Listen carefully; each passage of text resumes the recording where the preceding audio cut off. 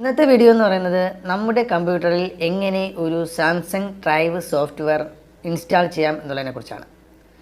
അതെന്തിനാണ് ചെയ്യേണ്ടത് എന്ന് ചോദിക്കുകയാണെങ്കിൽ, നമ്മുടെ സാംസങ് ഫോണിൽ ഏതെങ്കിലും തരത്തിലുള്ള സോഫ്റ്റ്വെയർ മോഡിഫിക്കേഷൻ ചെയ്യാനോ അല്ലെങ്കിൽ മറ്റെന്തെങ്കിലുമൊക്കെ റൂട്ട് ചെയ്യുക, കസ്റ്റം റിക്കവറി ചെയ്യുക, കസ്റ്റം റോം ചെയ്യുക, അങ്ങനെയൊക്കെ ചെയ്യുക, അല്ലെങ്കിൽ സോഫ്റ്റ്വെയർ ചെയ്യുക, അങ്ങനെയൊക്കെ കാര്യങ്ങൾ ചെയ്യണമെന്നുണ്ടെങ്കിൽ നമ്മുടെ മൊബൈലും കമ്പ്യൂട്ടറുമായിട്ട് ഡൗൺലോഡിങ് മോഡിൽ കണക്റ്റ് ആവണം.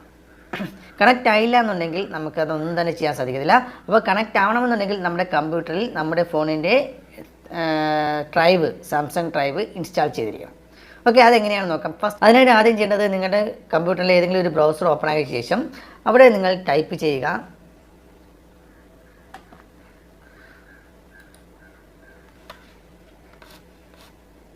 സാംസങ് ഡ്രൈവ് എന്ന് ടൈപ്പ് ചെയ്യുക.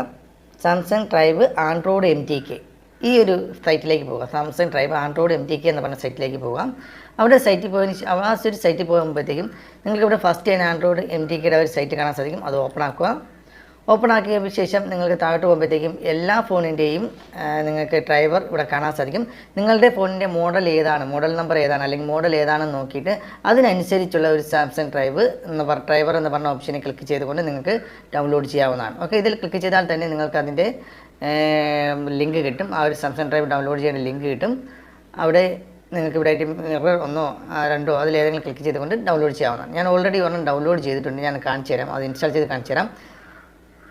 സാംസങ് USB ഡ്രൈവർ എന്ന് പറഞ്ഞ ഒരു ഇത് നിങ്ങളത് ചെയ്ത ശേഷം, ഡൗൺലോഡ് ചെയ്ത ശേഷം ആ ഒരു ഇതിലേക്ക് പോകാം, ആ ഒരു ലൊക്കേഷനിൽ പോകാം.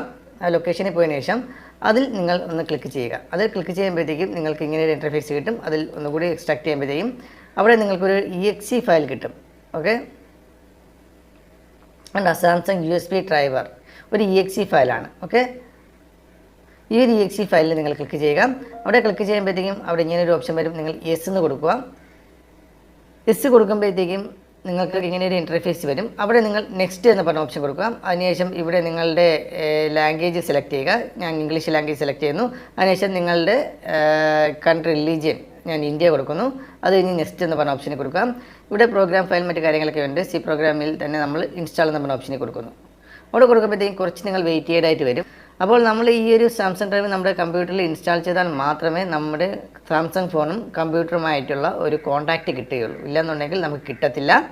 അപ്പോൾ ഞാൻ നേരത്തെ പറഞ്ഞതുപോലെ റൂട്ടിങ് അല്ലെങ്കിൽ നമ്മുടെ ഫോണിൻ്റെ സോഫ്റ്റ്വെയർ ചെയ്യുക, അങ്ങനെയൊക്കെ കാര്യങ്ങൾ ചെയ്യണമെന്നുണ്ടെങ്കിൽ നമ്മുടെ ഫോണും കമ്പ്യൂട്ടറുമായിട്ട് ഡൗൺലോഡിങ് വരും. ഫോണിൻ്റെ ഡൗൺലോഡിങ് മോഡിൽ കണക്റ്റ് ആവണം. അപ്പോൾ അതിനായിട്ടാണ് നമ്മൾ ഈ ഒരു ഡ്രൈവ് കമ്പ്യൂട്ടറിൽ ഇൻസ്റ്റാൾ ചെയ്യുന്നത്. ഓക്കെ,